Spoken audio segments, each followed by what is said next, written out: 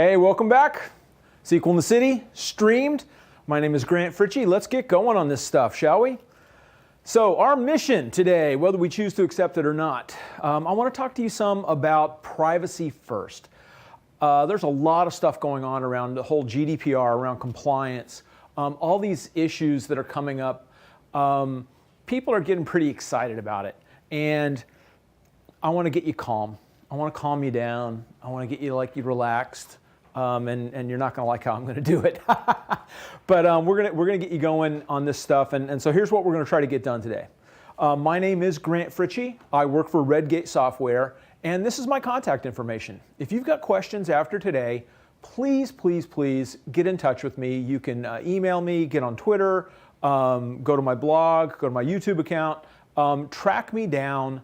I want to try to help you with these issues and others. So this is my contact info, and just let's keep going from there.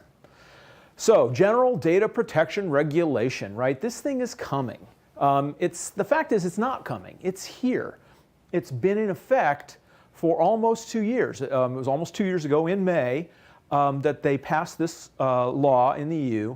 And really, a lot of us, hey, I'm an American. I'm slow, but I get there. Oops. See? We weren't aware of it until I only found out about 6 months ago or so, 9 months ago, somewhere around like that. I was not aware of this, that it happened 2 years ago. But it's coming. And the effect, what's coming is the enforcement arm. That starts in May. Now, if you've heard the stories, if you've heard how the enforcement's going to work, which is up to 20 million euro or 4% of your revenue, pre-profit revenue, possibly, that should scare you and freak you out and make you start, running around with your hands in the air. However, it's not that bad. I mean, it's not like it's some black ichor-covered monster coming up from the depths of the sea to destroy us because the stars align in May. Well, okay, maybe it's a little bit like that. Honestly, it's kind of scary, right? The GDPR can be scary. And the thing is that the whole idea around the GDPR is that it's not meant to be scary. It's not that you should run in fear from this monster coming to get us. Instead, what we ought to be doing is all the stuff we should have been doing anyway. All of the standard practices you should have already had in place. All of the standard types of protections for your systems and for your data and for the privacy of the individuals within your organizations and for the data of the individuals that you are managing, your clients. You should have already been doing all the stuff that the GDPR is pushing onto you. So if anything, this simply is an impetus, not a monster, not something coming to get us, but it's an impetus to start doing the right things the right way, to start managing our data the way we're supposed to be managing our data. Now, there are other monsters out there that we need to consider.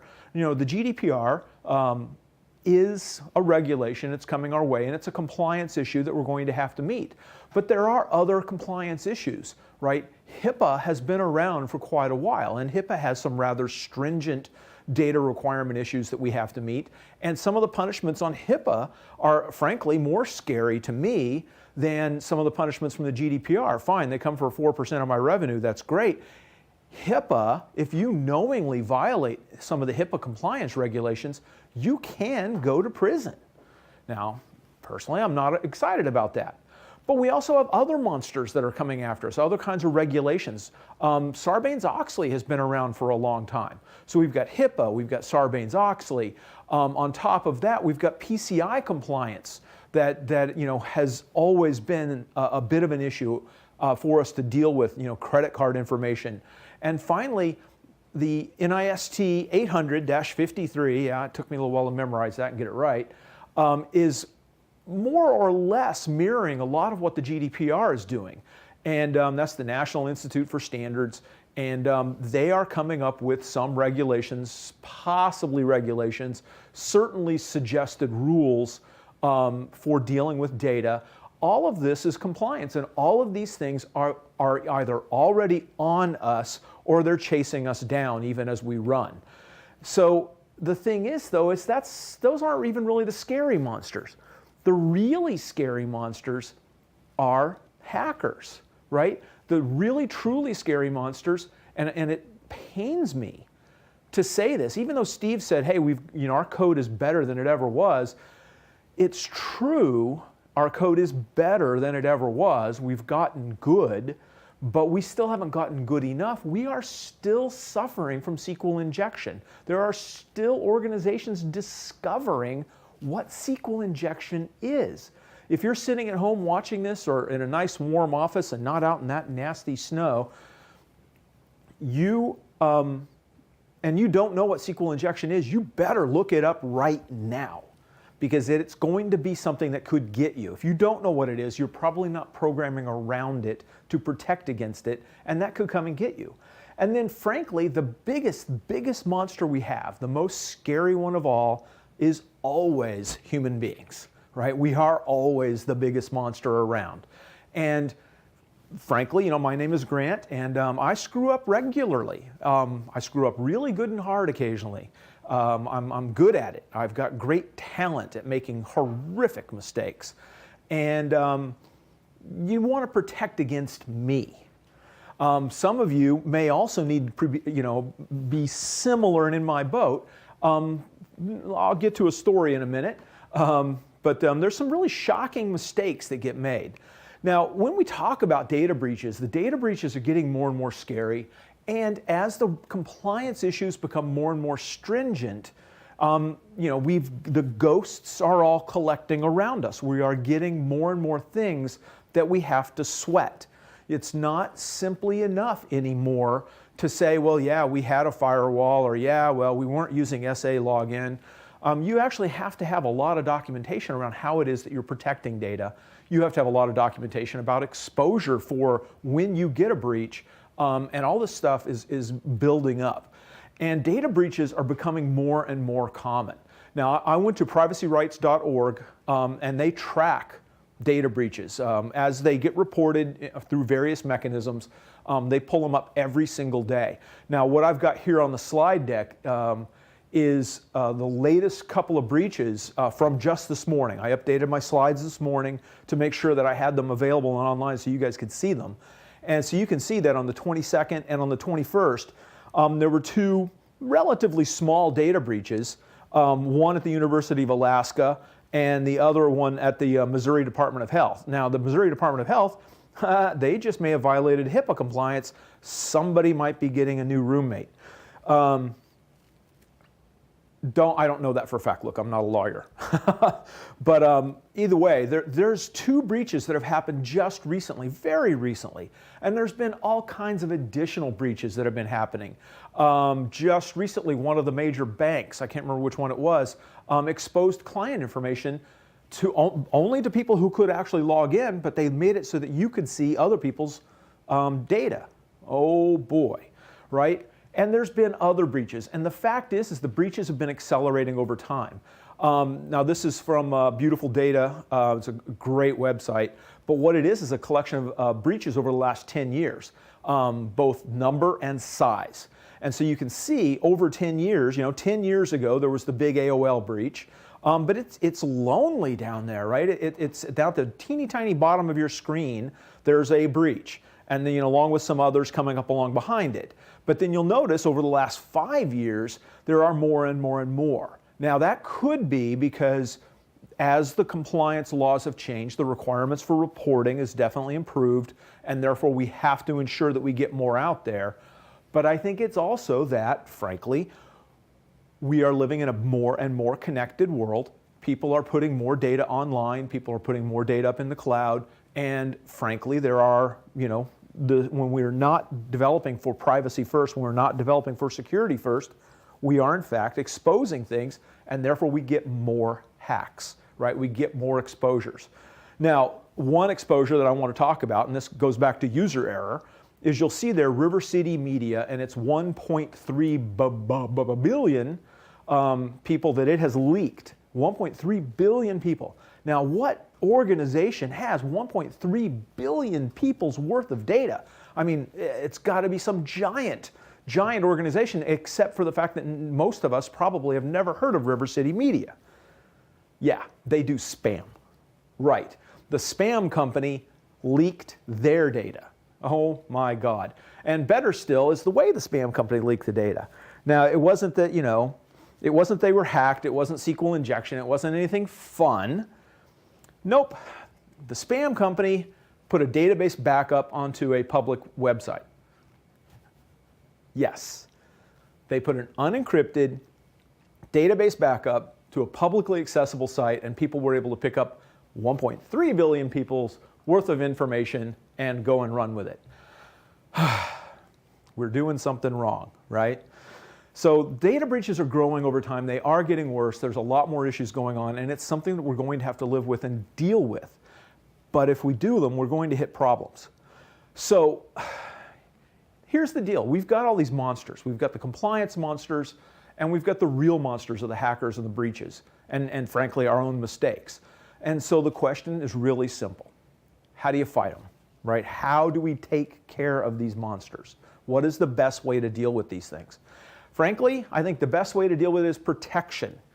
For protection, you need a good oh wait, we can't use that shield. There's copyright laws, and vibranium's hard to get. Okay, cool. So we're going to use this shield instead. We need protection. We need protection, and the best way to do protection, the best mechanisms we can do for protection, is to establish process. Process around our data, process around our data methods, process around our development, and process around our deployment. So we need to do a very few things. We've got 4 steps we're going to run through within our system. Obviously, number 1, we need to know what data we have under management. If we don't yet have that information, we're going to go and find it. So we have to go through an active discovery. First thing we have to do.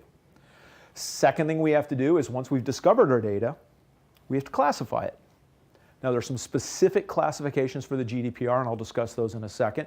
But it basically comes down to, by and large, is it data that, by God, we have to protect because of compliance or morality, frankly, or is it data that we don't have to protect? And we've got to make those determinations. Then, the easy part, we protect everything. Okay, that's not the easy part, but it's something we're going to work on. And then finally, we're going to monitor what we're doing over time to keep track and ensure that we are meeting our compliance requirements, that we are protecting our clients' information, and that we are, frankly, meeting our moral obligations around these things. It's kind of weird that I'm saying that, but it's something that's going to come up over and over again. Get used to it. All right, so let's go through this process. Discover. We need to understand our server estate. Very simply, we need to know what servers we have. It's easy to say, oh yeah, I already know, we installed 3 and there are 3 servers and we're done. Yeah, except for the fact that, there's one of this other division also installed some software. Or as Steve pointed out earlier, you bought a company and they were running servers that you didn't know about. All kinds of things can occur. You may have 1 domain, you may have 10 domains, you may have some other number of domains, I don't know, within management on your system. Do you know which servers are running where? Do you have a good listing of SQL instances? Do you know where they all are? Do you know their patch level, their version level? All that fun stuff, right? It's not simply, yes, the 3 servers I installed. Personally, I'm an older gentleman, and I remember going through Slammer. Now, some of you may remember that, some of you may not. But prior to Slammer, we thought we knew where all our servers were. During Slammer, we found out just how badly we were misinformed on where all our servers were. And further, which ones were patched correctly and all that fun stuff. You don't want to go through that type of method for doing discovery, so you want to use some other method. You also need to learn where the sources of your data is.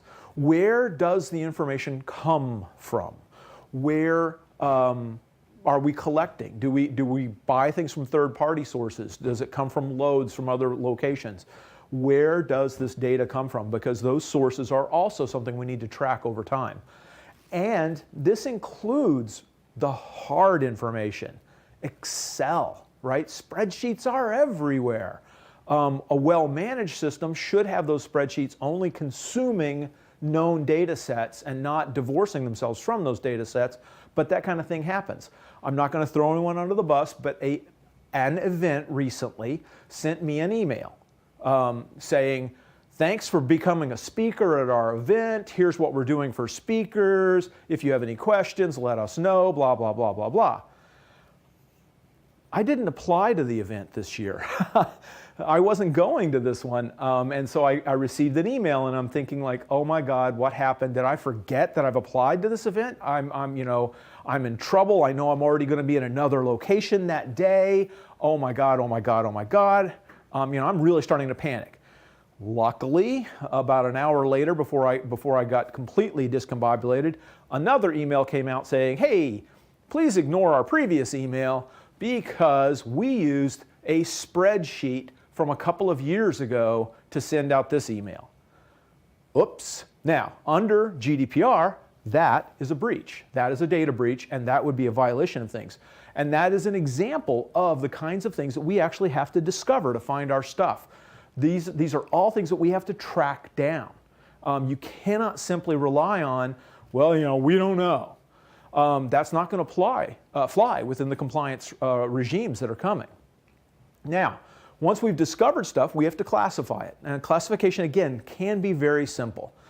Is it a production environment or a non-production environment? If it's a non-production environment with non-production data, it doesn't, all the GDPR stuff does not apply as long as it really is non-production data. As soon as you put production data into a non-production environment, guess what kind of environment that just became in terms of compliance?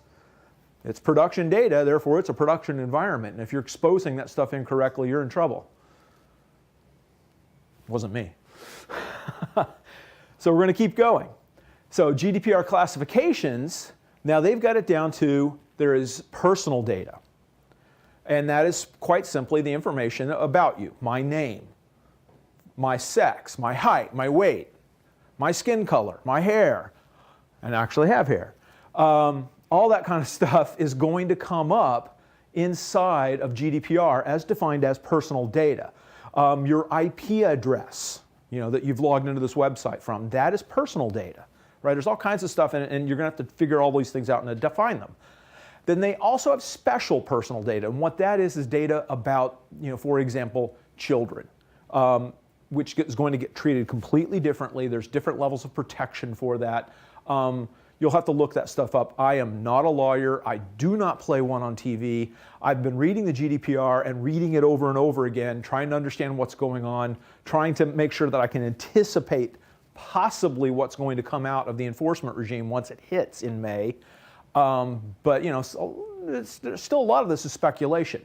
But these definitions are there and we should go through them.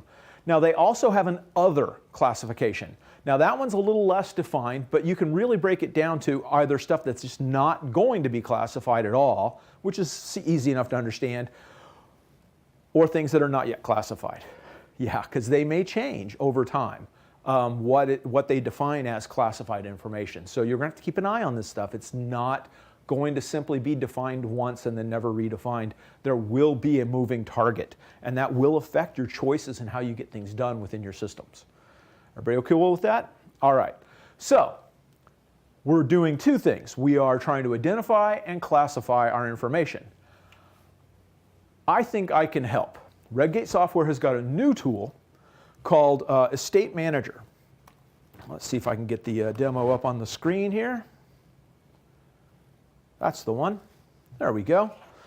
Now, Estate Manager is quite simply a discovery and documentation for SQL Server. It will track down the instances that you have in your domain. It will identify which ones are on, which ones are off. It will identify their service, their current service pack level, their versions, all that fun stuff, and more. And it will do all this automatically.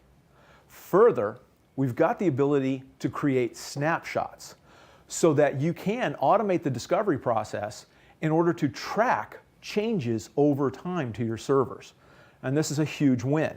So you can see here, I've got, this is literally our domain exposed, so gosh knows what kind of trouble I'm going to get into for showing you guys this, but that's okay. The bosses didn't say I couldn't do it, so that's the same thing as saying yes.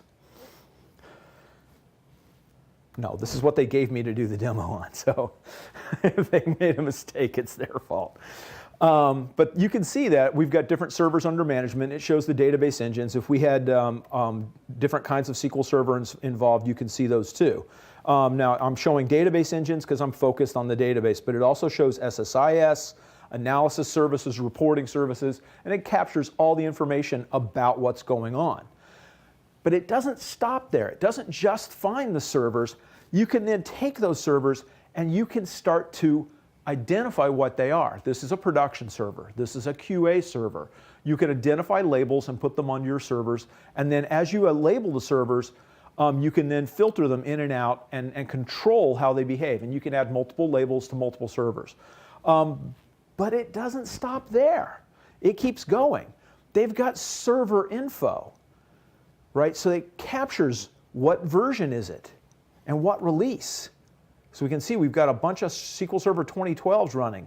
Looks like most of them are patched to the same level. Not necessarily the latest level, but definitely all patched to the same level. So our IT team is doing a nice job, actually. But we can also drill in and take a look at general settings. So per server, we can see what platform is it running on. Is it 64-bit, 32-bit? What version, how much memory is on that server? What collation is set for the server? All of this kinds of data all captured about our servers. Not only does this allow us to meet compliance issues such as the GDPR and the others, but it allows us to manage our servers in a more intelligent fashion because we're going to know what they are and where they are, and we can track them down. Best of all, it keeps going. It tracks the memory, and so you can see the memory settings and see what's going on with those. You can take a look at every single one of the database settings. Whether or not it's got compressed backup enabled, whether or not it's got particular locations. I mean, look at all these ones running on the C drive. Now these are probably all development machines or personal machines or VMs running on machines, similar to my stuff. It's probably discovered in here somewhere. And yeah, I'm running a VM with it running on the C drive because it's a development machine. Who cares? But if this was a production server, I'd want to know this information because it's a problem, something we should probably track down. You can keep going and looking at all the fun stuff, and it does show you the databases on those things, database lists and database files, and frankly, it captures the SQL agent information too. But that's not the cool thing, right? The cool thing is that we've also got best practice analysis. So what it's going to do is take a look at your servers, and it's going to look at things like database auto growth. Is that set on or off? How's it set up? Database collation, is that different from your server collations? Auto close on, auto shrink on. If you've enabled some of these things, and you'll notice there's 236 servers that are in, 236 databases that are in simple recovery mode. Now, that may not be a big deal, or it might be, run around with your hair on fire, right? We can track all of these things. Trustworthy bit on, public not granted stuff. Maintenance, which databases have backups enabled? Which ones have been backed up recently?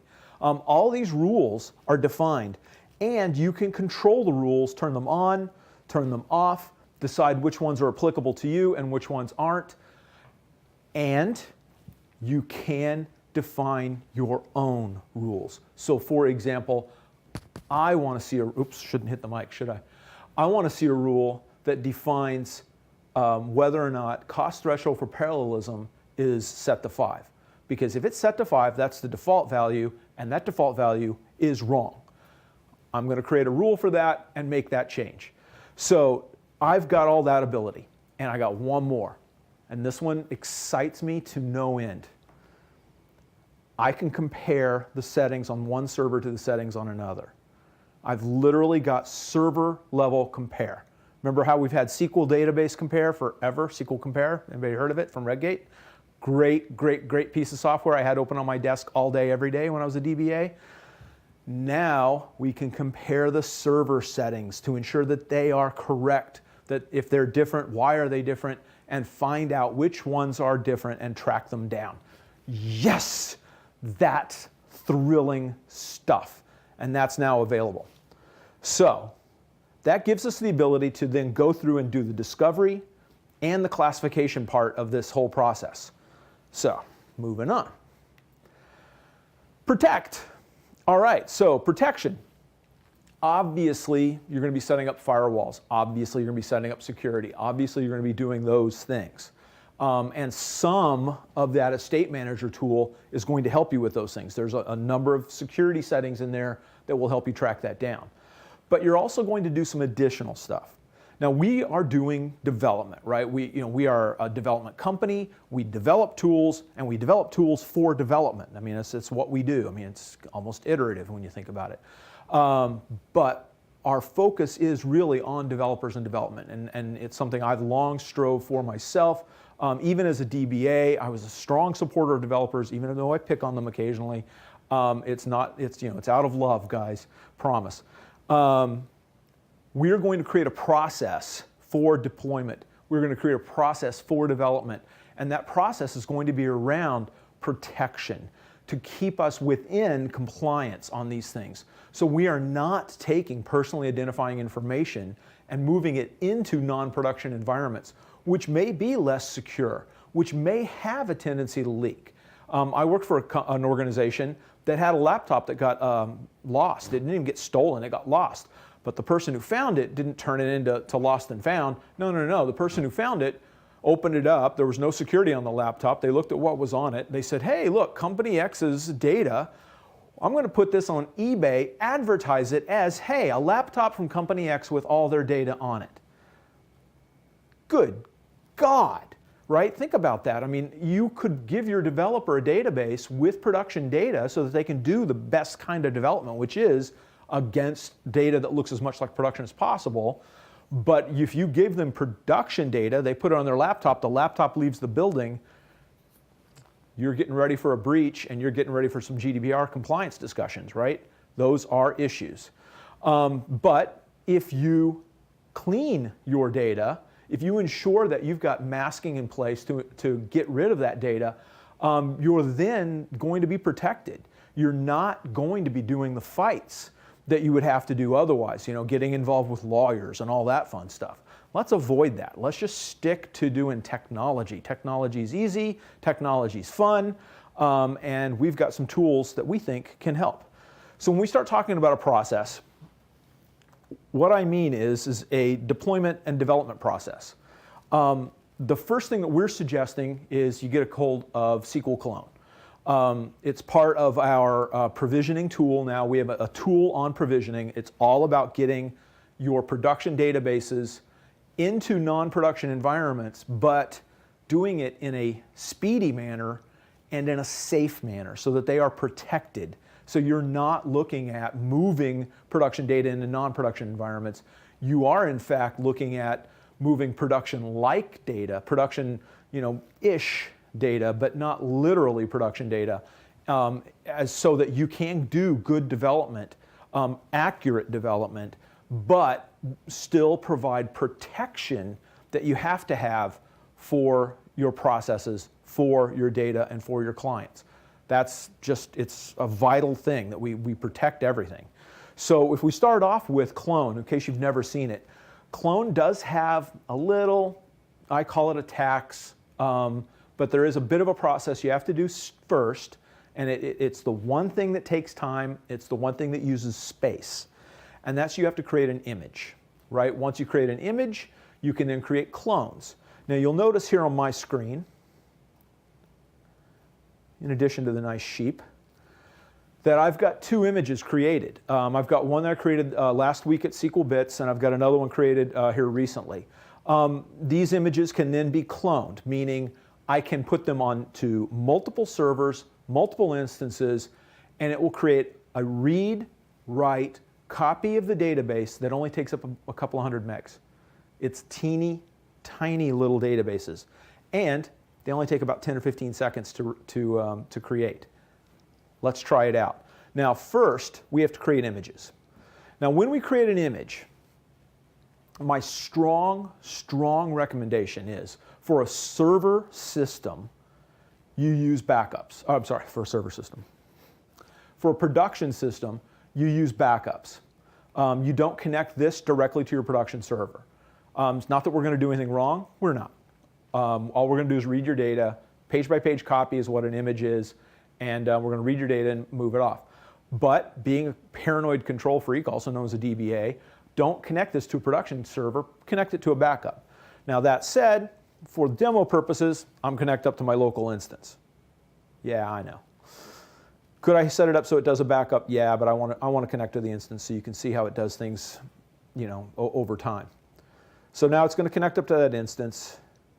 Make sure it's got access to it, which is taking way too long. Come on, hurry up. What if it's because I'm running on battery? Wow, that's ridiculous. Trust me, it's not normally like that. Wow. Huh. Yeah, the instance is there. That's odd. Well, so what happens is I really wanted to do this part. Doggone it. There's an important step here. We have to have it. If you'll just bear with me, we can get this done. Come on, baby, what's wrong?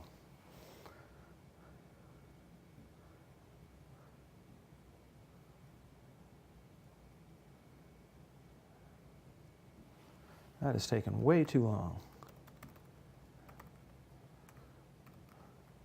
Let's just type it in, see if we can go right past this. Nope. Nope, it didn't let us. Come on. Wow. Oh, I'm bummed. Well, okay, so the step I can't show you that I meant to show you is when creating an image, the first thing that's going to come up after we hit next is it's going to ask me if I want to apply a script. A script, you say? Yes. Most of you out there already build scripts for cleaning your data. You already have a script to ensure that production data doesn't get into non-production environments. What we do is we take the script that you have and allow you to run that automatically as you create an image. So you're going to create the image, you're going to run the script, and therefore the image that you create, that you finally land with, will be protected data already. Now further, we've got a new tool, which I'll talk about in a second, that's going to allow you to be even more sophisticated on that. Rather than run scripts, we're going to see something really cool here in just a second, assuming that demo works. So, what if we want to create clones? Let's say that we've got that SQL bits clone, which was 5 gigs, right? Let's go to next. We have to connect to the server again. Let's see if that works. Oh, good gosh. Yeah. All right, we're going to keep going. I'm going to punt on this example. That's a shame. This should be working. All right. Well, anyway, let me tell you about our new tool. The new tool that we have is SQL Mascar. It's a data masker for SQL Server, and what it allows you to do is to take your database and mask the data. But it's not simply masking the data. We're not talking about, like, okay, well, instead of the email address, put in something, and a single email address. No. We've got a really sophisticated set of rules that allow you to control what's going on. So for example, what I have here is a bunch of substitution rules for credit card information. So if I want to substitute credit cards, I could simply come up with a dummy credit card, put that into my system, and then I'm all good to go, right? And that can work, it's all right. But there's issues with it. The data distribution is going to be different. We can't do the kinds of testing that we'd want to do. Whereas in a production environment, especially with production data, we get behaviors that we can mirror and match. So what if we did this? What if we said, oh, I don't know, rule number 1 is take all the credit cards, and turn them into Visa credit cards. So our first rule runs through all the data and turns it into credit cards. And you'll notice that we can If you have spaces between your credit card numbers, we can put spaces in. If you put dashes between your credit card numbers, we can put dashes in. If you've got particular values and methodologies, you can do that. And I'm going to do all my data to Visa cards. So they will now look like Visa credit cards. And that's cool. And you're going to think like, wow, that's nice, Grant. Good job. But it gets better. I'm going to run a second rule. And on that second rule, I'm going to ensure that I update some of my data to look like Diners Club credit cards. Diners Club, there's still such a thing? Yes, there still is. So what we're going to do is, because we don't think it's that big, I'm going to put options. I'm going to say 2% of the data is going to get updated to Diners Club. All of it looks like Visa, 2% looks like Diners Club. And then I just keep going. Right, let's hit cancel. And next up, American Express. So I can keep going and keep going. Now we've got a whole slew of rules. Let's create a new rule. Hang on. Excuse me. There we go. I can't see well. We've got substitution rules, which you've already seen, where I'm substituting one data set for another. We have shuffle rules that allow you to rearrange the data. Not necessarily a good choice in all cases, but it can be. We've got insertion rules. So if you want to add data to the system, you can. You can simply put data in. Now we've already got a tool, data generator, that does exactly that. It inserts data to it. But this is way beyond that. Data generator can insert data. This can insert data, shuffle data, substitute data, search and replace data. Further, it can do synchronization, either synchronization through queries, synchronization through foreign key constraints, or synchronization through other types of external processing that you define. And so you can go through all this stuff and set these things up. And then we're working on some automation so we can go in and work with some of the new classification stuff coming out of Management Studio. So if something's already identified in Management Studio as, say, a credit card or a phone number or something along those lines, we'll use that classification to then put in our substitution rules. Now it's not in effect yet. They're working on that bit of code. But if we looked at this, let's say we picked any old column. Oh, we have to pick a table first. Let's go with currency rate. Doesn't matter. And let's say we wanted to change, the average rate money. We can. We've got a list of data sets here. Now the data set is dependent on the data type. In this case, I picked a money, and so you can look at in there, and it's going to be doing integers, floating point, variances, and you can make those decisions. If we take a look at the salesperson, does that have? Cool. No, it doesn't have their phone number. I was hoping to see a phone number so I could use that as an example. But if without looking at a column, we can't make a change, so we're not going to be able to do that. I'm going to cancel that out right now. But you can see that we've got lots and lots of choices, and this is a very sophisticated tool. It's going to allow you to do a lot of different ways of making these mechanisms work. So now you've got the ability to do protection. Finally, monitoring. You want to watch what's going on over time. You have to keep a track on how it's going. First, your process itself needs tracking. So as you're doing deployments, you want to know what deployments were done, where, what changes they involved, how mechanisms were done. Loss of availability is actually an incredibly vital part of the GDPR. They have defined that an unknown, unplanned loss of availability is defined as a breach, and breaches can be punished through the 20 million euros, blah, blah, blah. Yes, if your server crashes and you don't have documentation in place to ensure that you knew that it crashed, A, you'd had remedial efforts to protect people's data, B, and 3, you expose that information through the reporting mechanisms appropriately, C, if any of those 3 things are being violated, you can run into the issue that is an unallowed data breach. Yeah, access to data is part of GDPR. You have the right to access your data. So this is really important. Monitoring becomes a part of your compliance issues. You ensure that you're keeping track of your systems and know what's there. So you cannot get away from doing the things we're supposed to be doing anyway, right? Aren't we already supposed to be monitoring our systems? Yeah.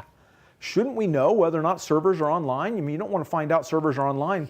I couldn't believe, I talked to somebody recently and they said they went to work at a hospital, and this should put the fear of God into you, at a hospital where the DBA would go in the morning, and how the DBA's morning consisted of connecting to each of his servers one at a time.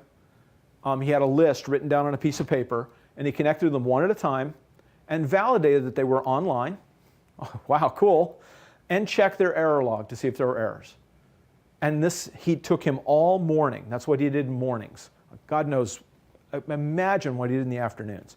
Now this guy, in the story, this guy spent about 20 minutes set up monitoring and freed up a whole bunch of time because he made sure that he had monitoring in place, because we should be doing that. So when we talk about monitoring, of course, Redgate has a tool for that too.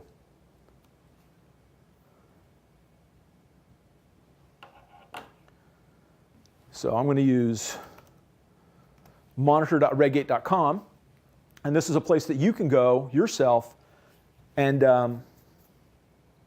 do your own and explore what we're doing. We've exposed some of our own internal servers to you, so you can come in here and use our tool to look at our data. You can see immediately this manages an estate, so you can see across there we've got development, we've got testing, we've got stuff on Azure, and we've got stuff out on production. And so we monitor all those different places, and we ensure that you know what's going on. Green is good, red is bad, yellow is eh. And so we get concerned if it's yellow, because there may be something going on that's going to go red. If it's red, you have a problem. Now we've left all the alerts on our system so you guys can explore them. If this is a real production system, we shouldn't be seeing red, right? We have a second monitoring system that we keep track of for the real thing. But we let you guys have this one so you guys can play and see what's going on with our systems using our tools. And so you can see that there are databases that have been offline, servers that have been unavailable, and we also have servers that are online and available. This helps you meet your compliance requirements within the GDPR. You're able to see what's happening. Not only that, let's drill in on one of the servers. There it goes. Cool. So it's going to load up, and then you can see over the last 24 hours the data access. You can see what kind of I/O it's had, CPU, and memory. Okay, great. If you see variance, if you see wild variance in your I/O, in your CPU, in your memory, there might be something going on. There could be issues. So you might want to say, well, hang on, let's go look at this particular time range, right? There's something going on there. There's been access to the system that's abnormal. It's outside of the range of what we normally see, maybe. So we scroll down, and once we've highlighted an area, not only do we see the data for it, but we also see all the queries. And so if you start to see queries outside of the normal range, outside of your normal expectations, doing things that you wouldn't expect to see, you've got an additional mechanism for tracking down what's going on inside your system. Yeah, you can take a look at the query. We can drill into it, take a look at the query details. It'll show us exactly which query it is, the full query itself, and then we can take a look at the execution plan as well. So all this stuff is available to us, and we can see the full plan.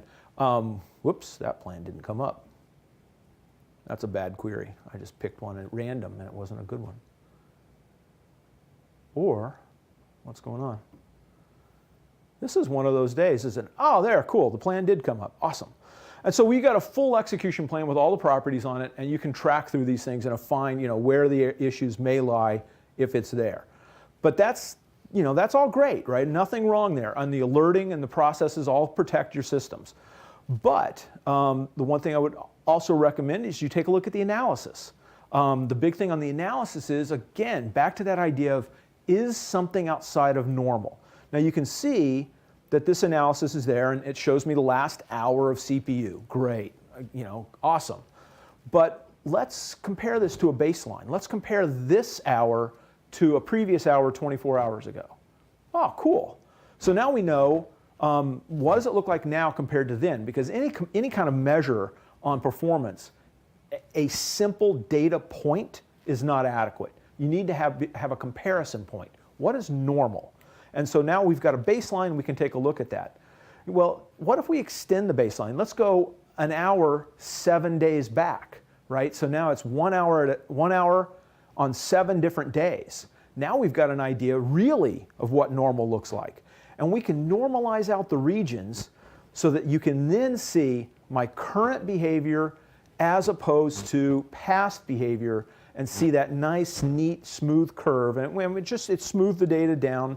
Yes, it's a bit of an average, a bit of a median, but you get the idea and you can see exactly, are we operating outside of normal curves? Now we do have a spike here and there's maybe a little bit of a spike here, but not really. But you get the idea, and you can, whether or not that's really a problem or something to drill on, you've got the monitoring in place so that you can track that. And that's what that's all about. Cool. So the thing is that we don't need magic. It's not about magic. It's about establishing process. It's about establishing mechanisms. Everything from the GDPR has to be defined by the business first. And nothing that we've gone over today, and please, yes, the numbers are scary. 20 million euro, 4% of revenue, that's a frightening number. But the compliance has not yet hit, and therefore we don't know exactly how things are going to be defined. And until we know exactly how things are defined, what can we do? Well, it's not magic. It's not about drawing the elder sign and calling down the old gods. That's not how we do things. How we do things is we drive our stuff based on best practices and best approaches. We secure our servers. We have proper firewalls in place. We ensure that we're not subject to SQL injection. We make sure that we've got tested backups. We make sure that we've gone through processes to protect our data. We've identified all the servers under our management.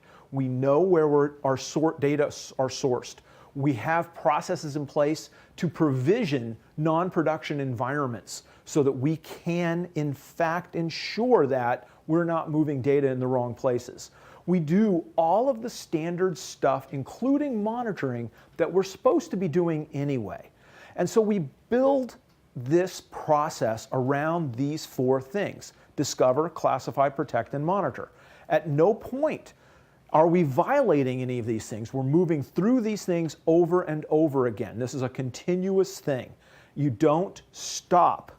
Now, the goal here is really, really simple. Yeah, it's all about compliance with the GDPR and or the other processes we're talking about.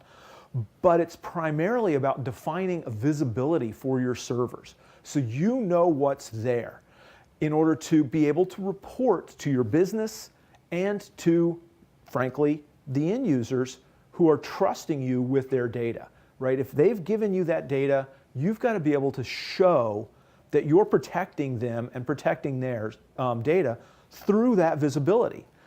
You also have to do protection. It's not enough anymore to say, we've got a backup. It's not. It never was. But now the compliance issues tell us that we have to have HA. We have to have DR. We have to have mechanisms and processes in place to protect data.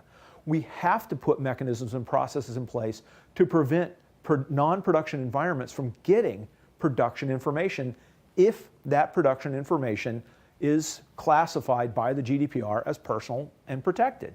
We cannot expose that stuff anymore. We have to have at-rest encryption. We have to have all the things that we're normally going to protect our systems. And frankly, we have to do compliance. Now the compliance, it should be easy, right? HIPAA is fairly well defined, we know what it is. PCI is extremely well defined, we know what it is. GDPR is defined, but we still haven't seen the court cases to see the interpretations of those definitions yet. That's coming in May. That's when it starts. The enforcement starts in May. Just remember, it's already in effect. Don't make that mistake. I've made it already. It's already in effect, but the enforcement starts in May. But that compliance is a compliance for the law, and it's a compliance for morality. And frankly, it's a compliance for your own business processes. You have business processes in place. You need to make sure that you are compliant with those processes. And all of these methodologies will ensure that you achieve this. Visibility for your systems, protection for those systems, and compliance. Now I want to give you some additional next steps, some more things to do, right? We're not done. Number one, read the GDPR. Make sure you go and read it. Now, the other thing I would recommend is that you attend the PASS Marathon. It's coming up on March 13th from noon to 4 GMT, 1200 to 1600 GMT. It's sponsored by Redgate. We're going to be talking GDPR in great detail. We're going to be covering all kinds of fun stuff. And so that's all going to come up around the GDPR, and make sure you attend that. Further, it's already been mentioned once, but I want to mention it again. Redgate is hosting the SQL Privacy Summit. That's taking place at the Grange Tower at the Grange Tower of the Bridge Hotel in London on May 18th. Unfortunately, I can't make this one because I will be in New York City, but yay! Steve Jones is going to be there, and we're going to be covering more information about the GDPR. We are doing our level best to educate you as much as possible on this, on the general data protection regulation. It is nothing to be scared of or panicked about, but it is also nothing to ignore. Hopefully we hit this mission. We talked privacy first. We talked about methods around dealing with the GDPR, and establishing is one of my favorite phrases, and I forgot to use it, a defensible position. That we know that we've defined things in a way that we can tell people and share with them that we're protecting you, we're doing our level best. That's something you want to be able to have, is that defensible position. And then frankly, it's not magic, it's about process and tooling once you've got the definitions in place. Now, are there any questions? Twitter. So how do we handle data within backups in order to be compliant with the GDPR? Oh, I love this question. We don't know yet, precisely. There's one regulation in the GDPR that's very, very clear, and that is that that everyone has a right to be forgotten. And this is a fundamental aspect of it. And the right to be forgotten suggests that I have to delete your data. Now, your data doesn't have to be deleted like hard delete. It can be a logical delete. But it has to go. And it can't come back. So what do you do with backups? Great question. You can't edit backups, and there's nothing in the GDPR that suggests you have to. So you're probably going to have to create some sort of mechanism for recording primary keys of the stuff that you've deleted. And then have a process that when you do a restore, then goes and finds the primary keys that need to be deleted and cleaned up and runs those. By the way, with a little bit of work, Data Mascar can do that for you. So might want to put that tool to work. We can ensure that that you've cleaned those things up. But this is where things get fun. Does your database design use natural keys? If you're storing the natural key, and the natural key is personally identifying information, IP address, your NHS number, if you're in the States, the Social Security number. People build databases around natural keys. They still do. And that natural key cannot be stored. If that's personally identifying, it cannot be stored. So now things get fun. But basically the backups, there's not like any particular method you have to follow there that's not been defined yet, but ensure that you can meet the right to be forgotten. And I think the best way to do that is to store the primary keys that you've removed, either hard deletes or logical deletes. Cool. And okay, cool, no other questions. That means I'm gonna finish a little bit early. So next up are gonna be some videos from Redgate. And then after that, Steve Jones is going to be online to go through create, protect, and manage databases for compliance within DevOps. Thank you very much.